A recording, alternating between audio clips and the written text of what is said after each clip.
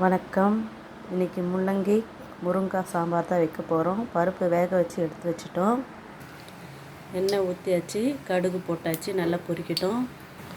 கடுகு நல்லா பொரிஞ்சிச்சு. கருவேப்பிலை பூண்டு போட்டுடலாம்.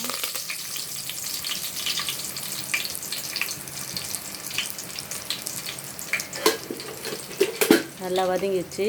வெட்டி வச்ச காய்கறி எல்லாத்தையும் சேர்த்துக்கலாம். நல்லா கிண்டி விடணும். தண்ணி காய், ஆனால் நல்லா தண்ணி வத்துற வரைக்கும் நல்லா கிண்டி விட்டுக்கிட்டே இருக்கணும். காய் நல்லா வத்திச்சு. மஞ்சள்தூள், ஜீரகத்தூள், கொஞ்சம் மிளகாத்தூள்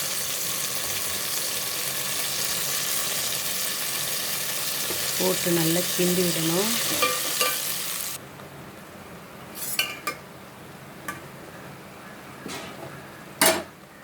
நல்லா கிண்டி விடணும். பருப்பை ஊற்றிட்டு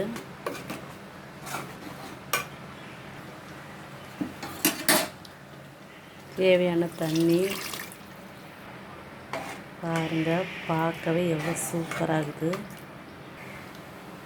தேவையான அளவு உப்பு போட்டு நல்லா கிண்டி விடணும்.